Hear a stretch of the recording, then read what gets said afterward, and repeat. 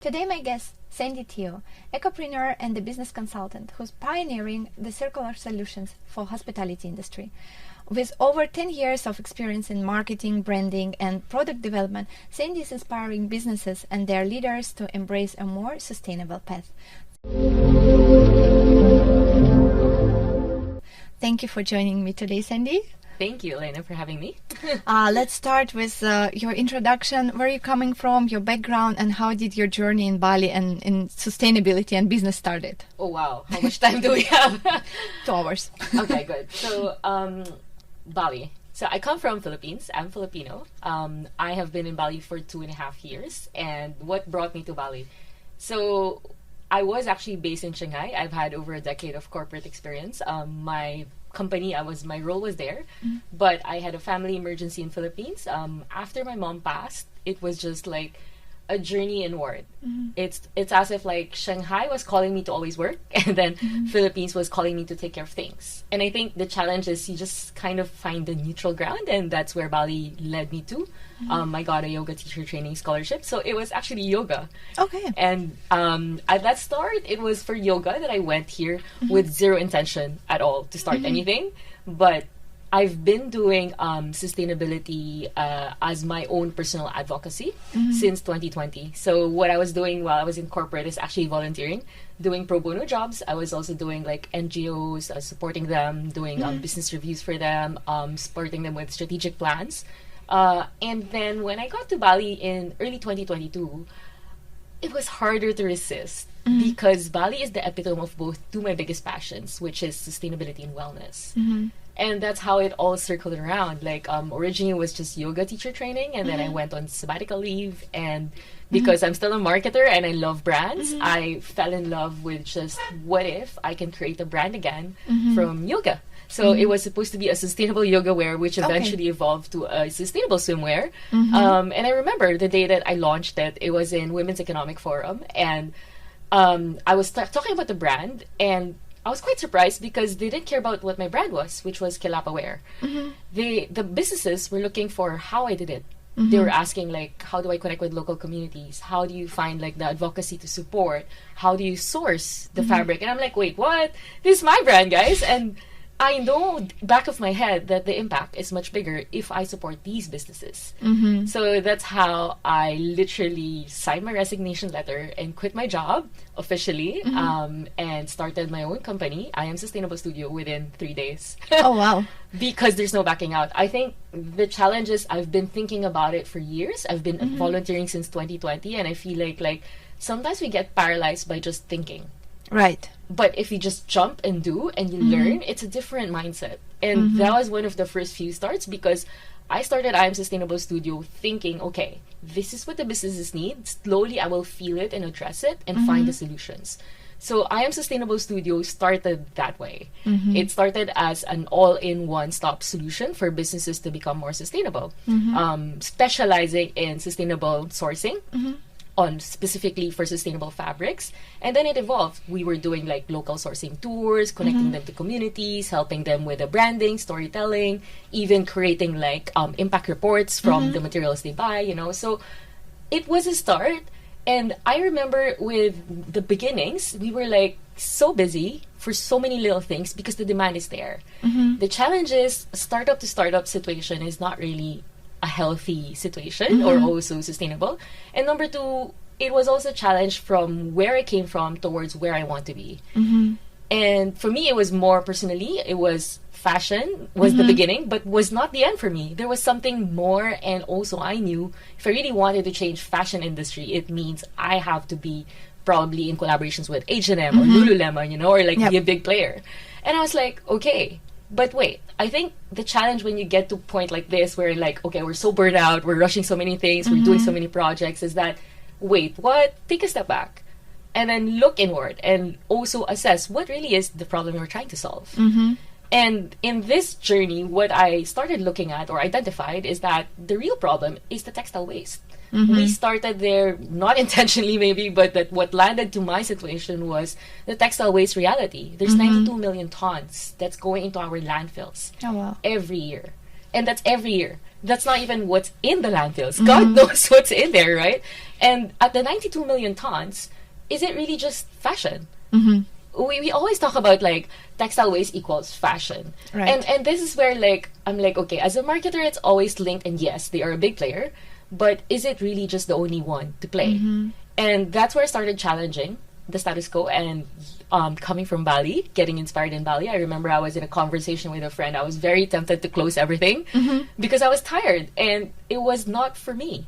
And I realized, wait, what if there's a situation, there's another industry who can support the same issue or address this issue with a need to become more sustainable? And that's how I ended up with hospitality. So I was doing wellness consultancy for hospitality before, so I had that experience. And I think coming from corporate, the difference is you know already how it works. And the structures of our reality today of businesses is it is what it is because of what we got used to. But is it really the answer to the problems, right? So I started connecting the dots from where I came from, which is textile waste and hospitality, and started diving deeper. And I realized, wow, it's such a niche. No one's there to play with me. And it's such a niche market because in a total ecosystem of hospitality, waste, the biggest is probably plastic and food. That's roughly around 60% of their waste. In textile, we're probably in the other inorganic products, which is less than 10%. However, in my reality, when I looked into the data, roughly there's about at least 1 million tons in circulation worldwide. And this is just based on urban waste compost numbers back in 2019. There's no exact data that's still existing in the market today. And I think this is one of the biggest challenges when you're trying to solve a problem. Like access to data and the support to it, especially from the businesses side.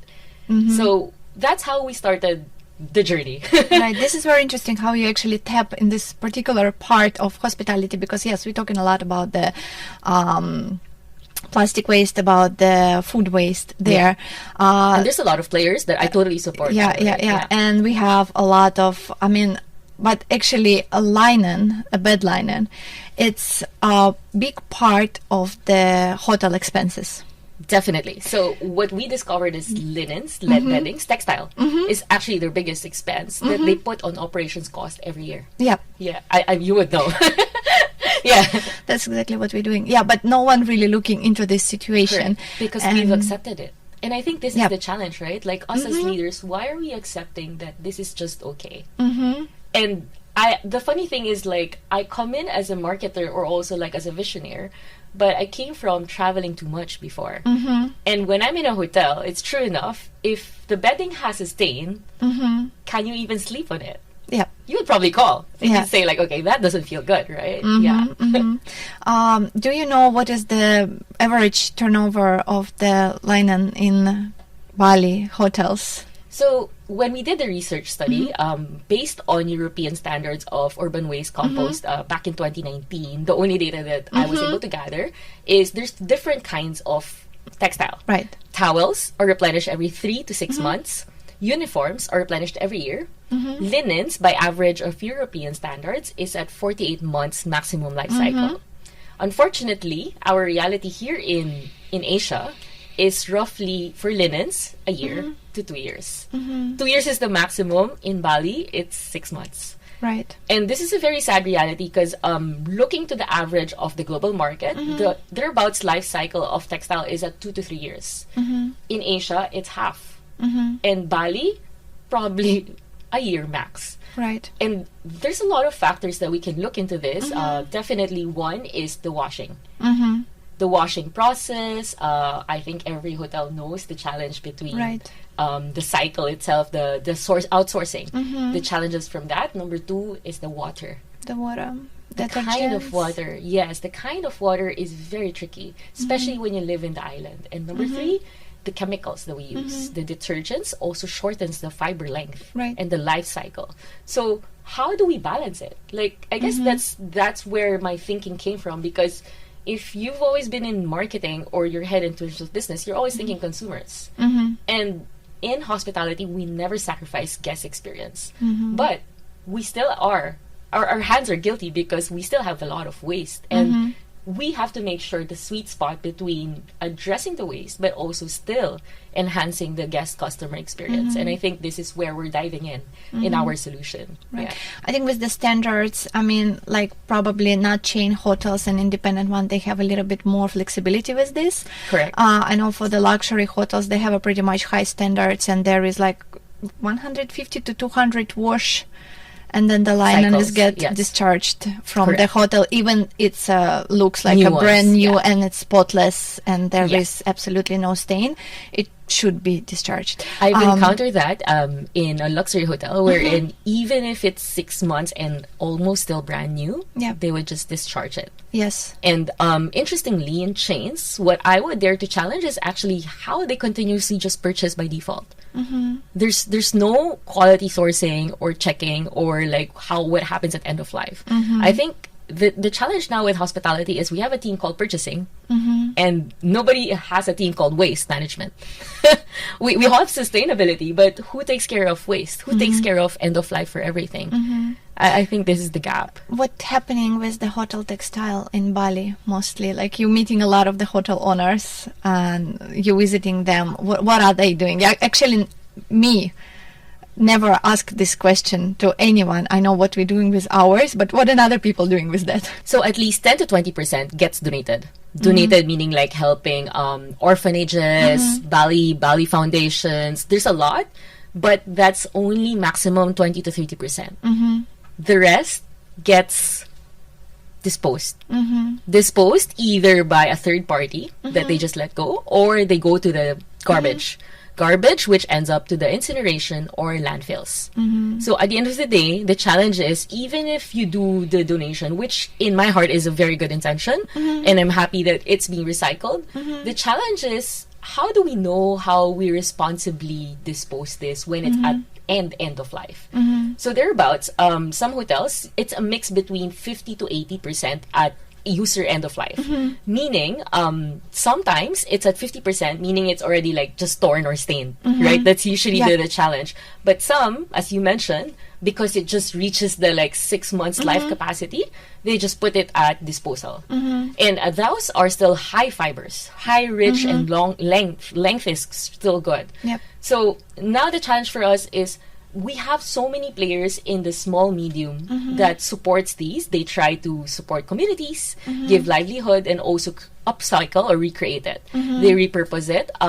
But I go to them, I visited the hotels, and we hear this as a initiative to upcycle it.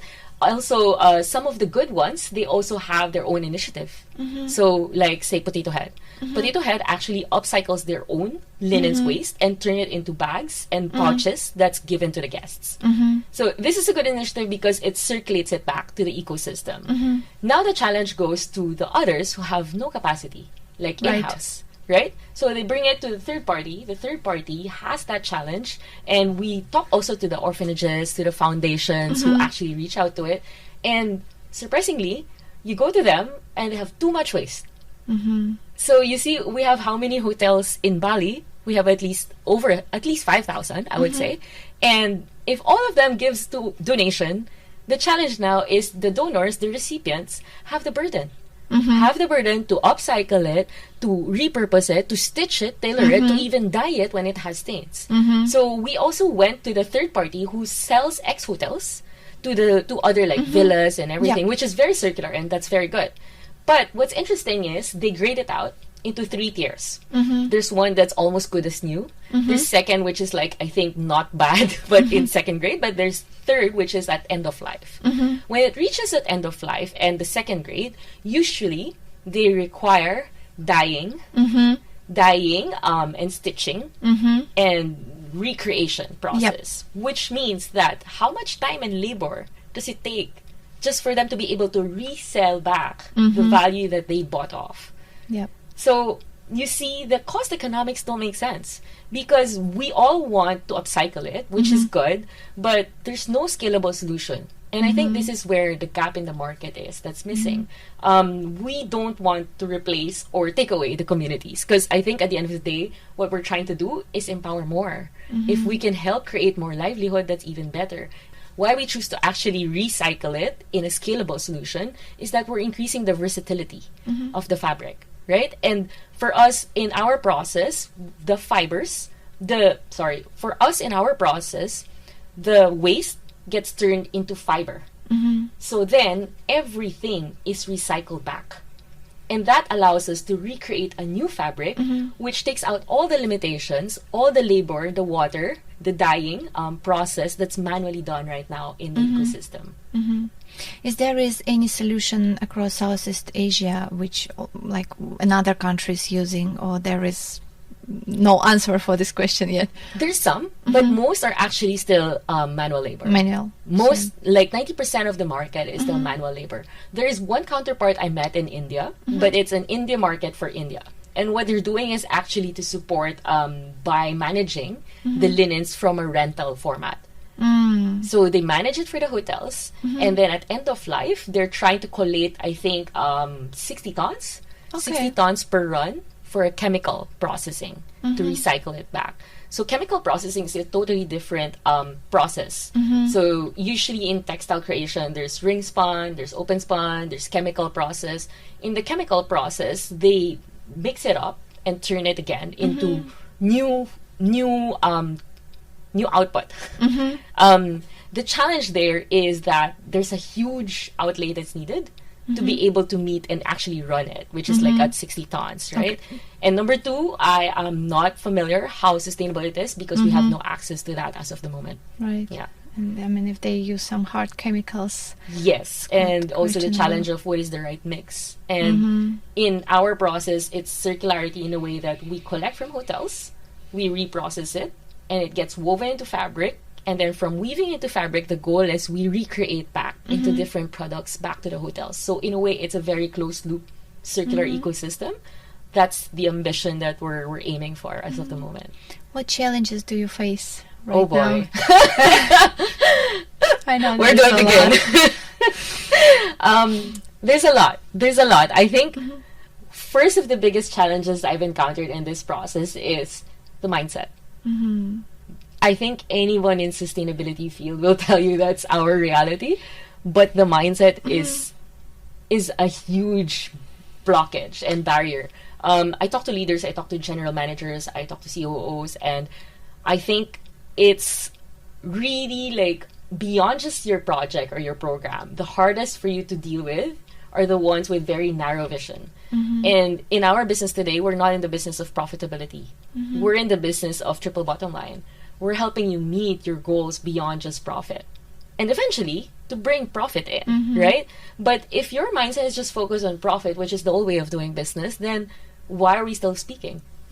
So I think starting from there, I started filtering. I started filtering the people I talk to. Because I realized if the leaders have no inkling or openness to sustainability, to actually invest in triple bottom line mindset to begin with, then I have no time at all for it because it's not my responsibility right now. That's probably one of the biggest, the conscious mindset of leaders to cultivate that. The second is the technology. Here in Asia, it's very limited. Because if you look into where I'm going, we have the hospitality, nobody's addressing them. Then you have the textile manufacturing, and everything in the industry, even if they say they're recycled, most likely it's pre-consumer. It's pre-consumer, or they're cheating on it and making it mixed material. So if you look into materiality and also life cycle assessment, you cannot recycle back something that's mixed material. The more homogeneous a material is, the better it is and easier to have a better life cycle. But what they do outside the market today, it's mixed polyester, yes, which is still good because it's still an issue. But right now, for me, I'm in an industry of post-consumer textile waste of cotton. So therefore, like I remember when I was in Taiwan and last year sourcing out for machines, collaborators and manufacturers, 98% out of 100, I talked to over hundreds of the booths there, all the manufacturing, 98% said that's impossible. And that it can't be done because it's too much work, which is true. It's too much work because it's still cotton. But we do know that there is that waste. And what can we do out of that waste that can bring it back to that ecosystem? That's where we are figuring it out. And I think for me, I am not a technical person. I have no background with textile or engineering. I only had a vision. I had a vision, and along the way, I get connected to collaborators and engineers and people who support. And for me, that's how we garnered our partners, we garnered our angel investors, and working now together with our pilot runs. I focus on the ones who believe, who has that openness mindset, and later on, when you put that intention out, the will comes and they equip the will. You know, like the universe supports you in ways that they provide you the right support and access to all these. That's true. Yeah, and I think last would be probably the biggest challenge would be operationalizing it. I think because it's heavy on operations in a way that we're working very lean. We don't have like big space, you know, we don't have also from hotels working collaboratively with them. I think that is still something that we're still definitely a long way to go. Yeah. Correct me if I'm wrong, but since the beginning of this initiative, you collected a 1 ton. We collected already 1,200 kilos of textile waste. Yeah. So 1.2, 1.2 to 1.5 if I include Vietnam. Oh wow! Yeah. So all of this now in Indonesia, right? And you're going into production. So we've done 3 pilots. This is the first time I mentioned this. We've done 3 pilot runs. 2 failed. Okay. And I haven't talked about it because I took it very personal for a time. But I think acknowledging failure as part of the process changes the way you see it. Because we needed to fail to learn deeper of the technology. Right. And the first 2 is actually with our partner in Vietnam, with a partner hotel group as well, that has supported us from the very start. And what happened is we tapped into the textile manufacturing partner who focuses on pre-consumer textile waste. And because I had no technical background, apparently what we learned there is that machines calibration has to be done to adjust to post-consumer such way that we don't break the fiber. So it's very technical, but basically the first 2 pilots did not work, and now we're on our way to the 3rd pilot, which is our biggest run. We'll be doing 500 kilos to process, and also another small initiative that we're working on in India. So we have collaborators in Vietnam, working in Indonesia, and another collaborator in India. This is very brave, you know? In fairness, that's probably the 3rd time I heard it in the past 2 days. That's insane. Okay. No, because this is really brave, you know. And the thing is that, all of us as an entrepreneurs, we know that, there needs some failure, you know, and some mistakes will be on the way. But every time things happen, it's like, shit. Yeah. No, like, you know, why? Even though you know that it's going to happen, you know, but every time it hurts, you know, so like, but it's amazing, you know, the things what you're doing, and considering that you are one of the first people who's actually trying to do it. Yes, here, and I don't know if I'm crazy or insane, but yes. And I got a point, you know. Yeah, but I'm honestly, I come with an open mind. If this will not work, I'm also happy to share. Yeah. Because it means that the solution has to be something else. Right. In the textile waste industry, there's so many upcycling solutions that's been going on, like making it into fabrics, you know, making it into, bricks itself, making it into soundproofing, turning it into yarn again. But then, how can it be relevant back to the same waste off-takers? I think that's where the challenge is. And we know in hospitality, it's such different standards. It's a different whole new world, but the willingness for customers to actually see more sustainable initiatives in hospitality is almost like screaming. Because I think what hotels fail to see is that there's a new standard economics that's coming out, which is sustainability in hospitality. Right.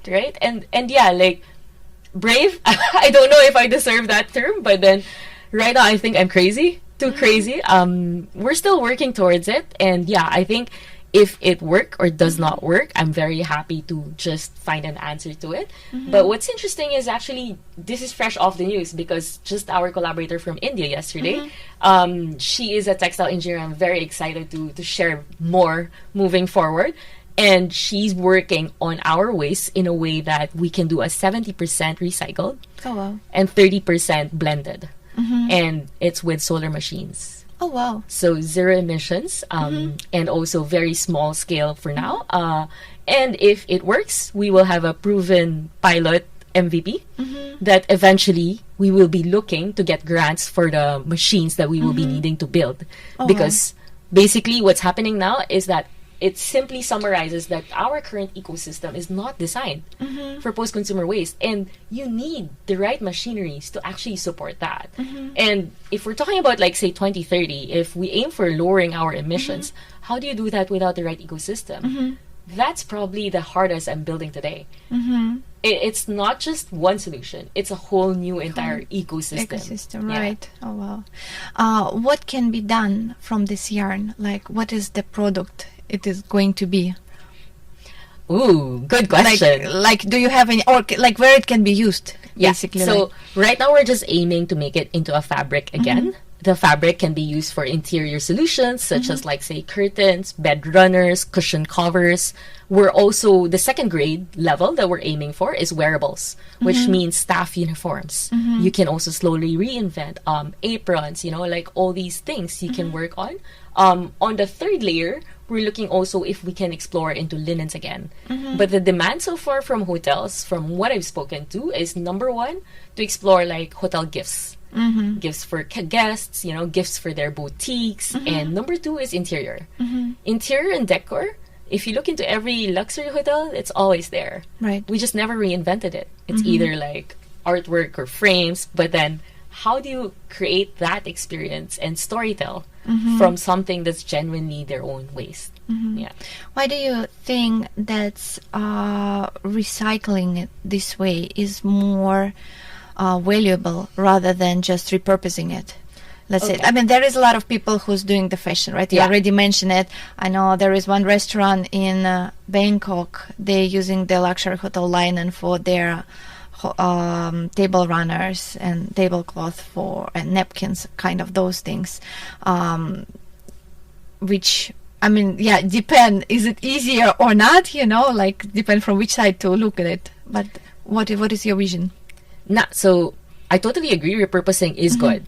We don't stop it because that's still part of the 3 R's, which is reusing it, recycling it. So for me, when you repurpose it, you're being creative about solving the problem, which is, I highly encourage it. The challenge though is, if you're a 5-star, highly likely you don't have the resources or time to even bother about it. And the 5-star luxury hotels have minimum 100 rooms, which means that there's at least 500 kilos to a ton every year that goes into textile waste. So if you have 500 kilos to a ton, how much village of local communities do you need to turn into bed runners? And will they spend on that? Versus, they would easily say, why don't I just buy a new one? And I think we're not in the business of replacing repurposing. We are in the business of reducing. Reduction is a totally different behavioral change. And even if I talk to consumers, the consumers need choices, and it starts from businesses. So I think this is where the businesses come with a responsibility, and that's where the vision of I Am Sustainable Studio is about. We're in the business to make your business more responsible. And it's not about sustainable or eco-friendly. It's about taking responsibility. It means that when you take responsibility, you don't just take care of your profit. It means taking care of your people, taking care of your waste, taking care of the planet, and changing the system because you're a responsible business. I think this is what we've failed in terms of marketing these days, especially here in Asia. Everybody just talks about sustainability, but you can see nobody much everywhere. Exactly. But I think the new language of tomorrow is responsibility and circularity. And I called my company I Am Sustainable Studio mainly because I wanted to challenge the authenticity. Authenticity is hard to buy these days, and when you can claim something I am sustainable, that's different. Because, as you said, it's bold. You mentioned it before today, systematic changes, right? And conscious leadership. And this is pretty much, I mean, hospitality is a people business, right? And I think out of the leader, the path coming. Yes, right? And I think that's where the challenge is when we talked about it a while ago, right? The biggest challenges of every business now is that the leaders of tomorrow, they're educated with the reality of sustainability. But the current leaders existing in position, they came from the past. They came from what was done before. And we didn't have the COP21 before. We don't have like the Paris Agreement back then. So for them, sustainability is like just another strategy. But I think it's not sustainable if you just put it as another strategy. What sustainability is all about is that your whole business is sustainable. What sustainability is all about is that your strategies are in line with sustainability visions. And I think this is where conscious leadership is lacking. It's tough because even if we're in Bali, where we have this like beautiful island of the gods, is that not everybody cares. Sadly enough, even if I talk to like local Balinese leaders, all they're programmed to think is that the bottom line, which is the profit. I think the challenge is, how do we educate our leaders from the top line? And the next is also, how do we equip the mid-tier leaders so that they can roll it out? Because if it's just too high up there with no concrete action, then how do we go about it, right? I think this is also becoming the new challenge, because externally, these businesses or our hospitality industry now is forced to become certified, get all these global certifications, Green Globe, they pay more money for certified B Corp, yeah? So you pay so much more, and then they just dump it to the mid-tier, but the mid-tier is like, okay, how do we go about it? Okay, do we have to address these new policies on top of normal operations? But why do I care? Have we forgotten to tell them, firstly, the principles of why we're doing it? How do we cultivate sustainability in a way that it's not just for show, and also to embody it? Because when you're embodying it, you're also taking care of your people. So I do know some of the top wellness resorts, and what's interesting is, how are the wellness of their people? They have to travel 2 hours going there every day just so they can report to work. Is that really what sustainability is all about? No. Because if you look into it, the emissions of your staff, the wellness of your staff is not checked on.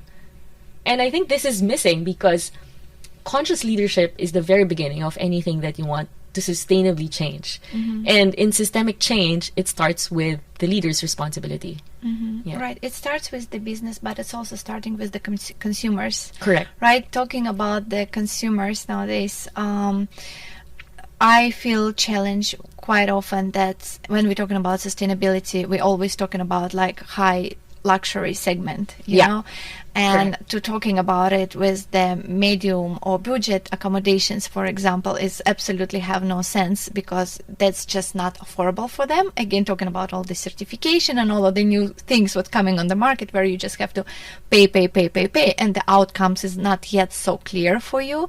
The final consumers, what do they get in terms, and how to motivate them to do, what, like, to purchase the sustainable product, to go this path. The businesses who are not there yet, how to sell them this idea. That's a good question. I think I come from a third world country, so for us, sustainability is still all new. And I think the challenge is that when sustainability starts from luxury, we all think that it has to be expensive. But in reality, it's not. Think about the principles. It's people, planet, and purpose. And think about back then, before like 100 years ago, when we didn't have all these manufacturings and industrial revolution. How was living? How was it to cook?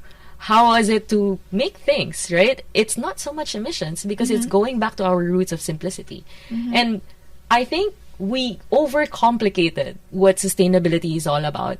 For us, like, what we believe in is the sustainability starts in small steps. And for businesses that are just starting, we can go back to the main principles, which is people and planet. People is all about taking care of your staff, not necessarily having to treat them into like a whole team building, right? How do you care for them? How do you make sure that all their well-beings are cared about? Or how do you even support the communities around you, village-wise? How do you take care of your planet? How do we responsibly dispose our waste? Does it have to be subscribing to a waste management, or can we segregate it ourselves, collect, and eventually dispose properly?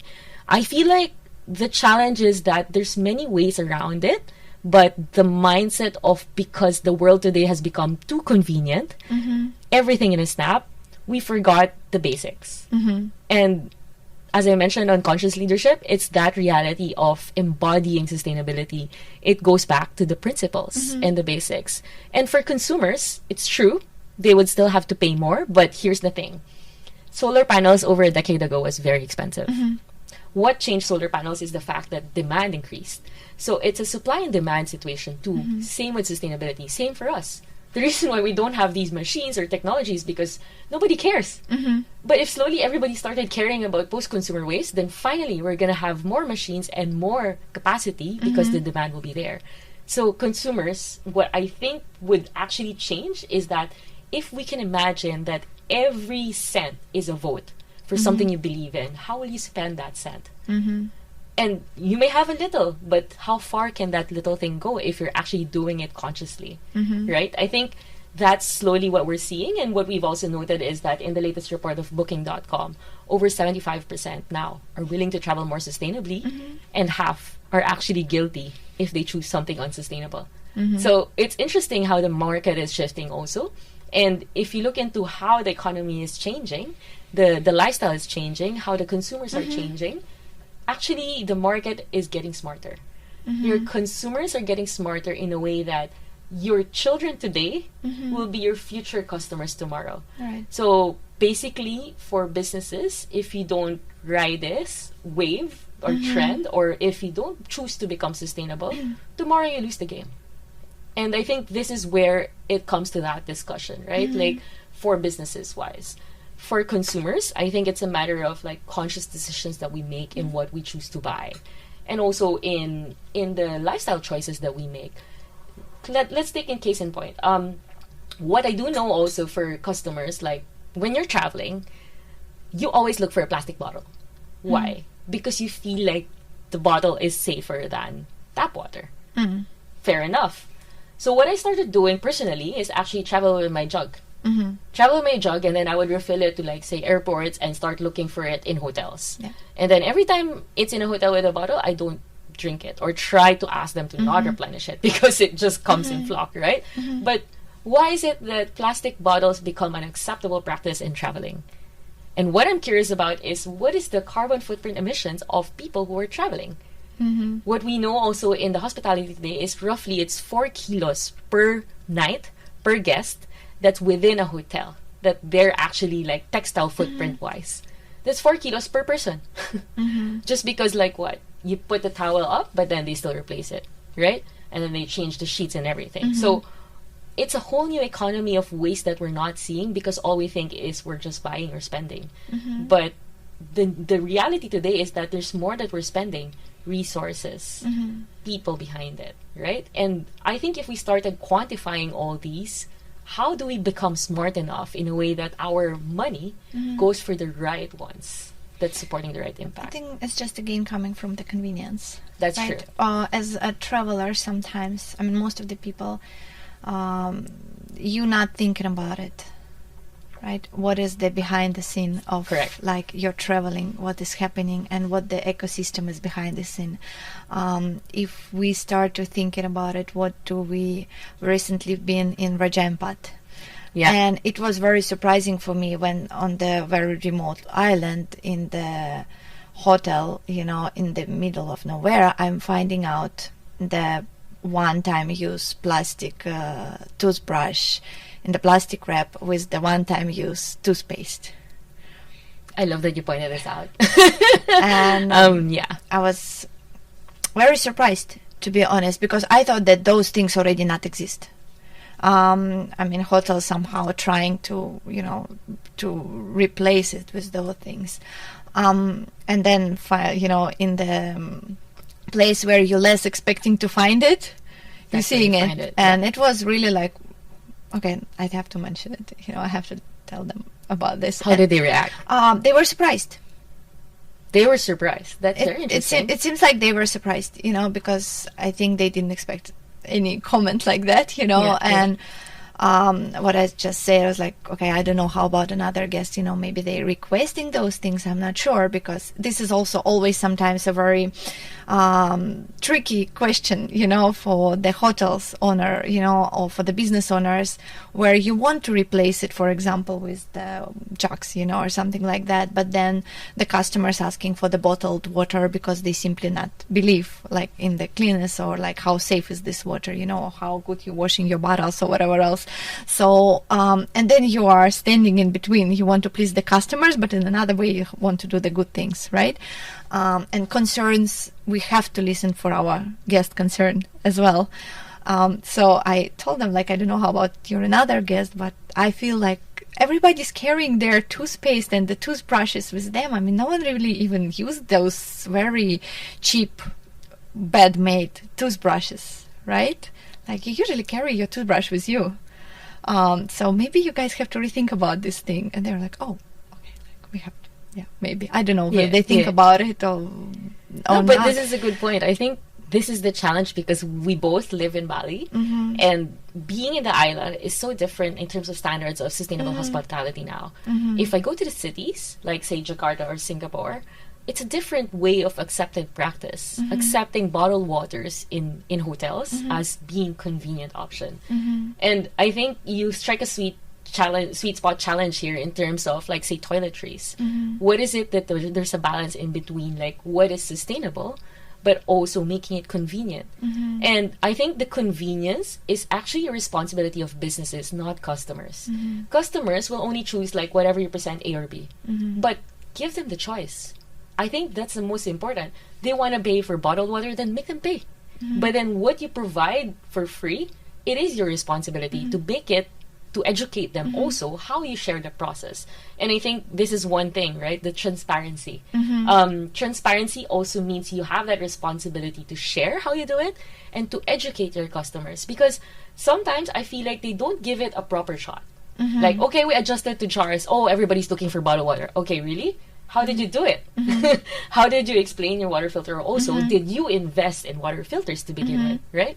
So I feel like it's a chicken and egg discussion, but definitely with you in terms of like, how do we replicate all the initiatives that we're seeing here in Bali to show to the world also, or to change hospitality in the future? Because if far islands like what we've seen in Raja Ampat, they still don't have the right capacity, it means that the responsibility is with us to actually make it accessible for these sustainable solutions. And actually, as we speak, we're also developing like the product line that can address these toiletries that's more sustainable. Yeah, that's true. What would be your advice for the hotels? It's from the marketing and branding, you know, how to showcase those practices properly. I think the transparency is a good point, but I feel like that's what we also talked before. Many hotels use the sustainability word on their website or their promotion word, but what does it mean? You know, how the hotels can make it easier. Correct. And not the cliche, you know? Yeah. Well, first is transparency. So I highlighted already transparency because taking responsibility means reporting what you want to become and where you are at. And gaps in between is accepted. I mean, nobody's perfect. In sustainability, there's no right or wrong solution, right? It's more about like, it's a trade-off. Our reality is about like what works here today may not work tomorrow, and that's okay. We adjust accordingly. That is the first highest principle. The second is to measure. People think that sustainability, okay, I've donated, that's it. Oh, guys, come on. Do you know what happened to your money? Do you know what the community has done? And do you know what's your impact? There is nothing sustainable about impact that you can't measure. So I highly always push for committing with impact and measuring, because in marketing it's only actionable if you measure it. And lastly is to commit for long term. Commit for long term and not do quick fixes. So when you say quick fix, it's usually like, oh, let's make a campaign, let's show we're sustainable. Okay, and how long is that gonna last? 3 months? Okay, 1 year? As I told you, the consumers right now are getting smarter. What you say today, tomorrow they will remember or come back to you. So if you want to affiliate yourself for the next 6 months as a sustainable hospitality in, say, Ubud, well, okay, it's a little bit too late, but in Ubud, how do you think you can sustain that in the next future, in the future generation? And loyalty and recruitment is heavy in hospitality. So the most crucial is how you commit to one strategy and continuously support it for the next few years. It means that I don't just randomly choose a local community. I build a community, support them, uplift their livelihood, and slowly monitor and measure those impacts. It's not just for campaign. It means I'm trying to cultivate long-term impact. And I think this is where marketing for purpose or for good has totally changed the game. Because when we were in marketing years ago, it's all about like your KPIs or your campaign for 1 year. But when you're talking about sustainable marketing, you're challenged to actually think beyond just 1 year. You're looking at a 3, 5, and 10-year commitment, and slowly starting from the action point of 1 year, and then measure and change accordingly. And I think this is quite easy. I mean, it's easy when we're talking like yes, but then like rolling it out, of course, takes time, and commitment takes time. And of course, for me, there's no trick, but stakeholder management is the key. Stakeholder management and managing expectations, and as I said, like mindset. I think this will be the biggest challenge, because if you're pushing everybody for transparency and reports, how do you make them commit to what you want to commit in the future? It has to be a shared goal and shared vision across all, right? And that's also the challenge. And there's a lot of tools also these days that's coming out, like LCA, life cycle analysis, my favorite now, materiality, scope calculations. Though you have sustainability champions, I believe marketing has to work together to set these goals, because sustainability will focus on action driven. But when you talk about marketing, you're talking about your brand. You're talking about your health of the brand and the image towards your customers. And that's even closer to sales. If you want your sales for the future, you gotta act now. Yeah, I think sustainability overall, it's a very long run, right? We cannot count on it for like 1 month, 2 months, 1 year, 2 year. Sometimes you start to see the result just the years after, and this is not for definitely something like, oh, we're doing it quick, we're making it famous, and we are gone. Yeah, you know, and also the challenge is like when you talk to finance people or controllers or GMs with just for profit, they'll be like, what's the return on this? I'm sorry, but we're not in the business of that. We're in the business right now of regenerative future. It means that the impact of what you're doing today, you may feel it in the next 2 to 3 years. But what we can guarantee you is that your sales, your customer acquisition will be more consistent in the next few years if you invest on it now. You just have to slowly think accrual-wise that you're doing more for less in the future.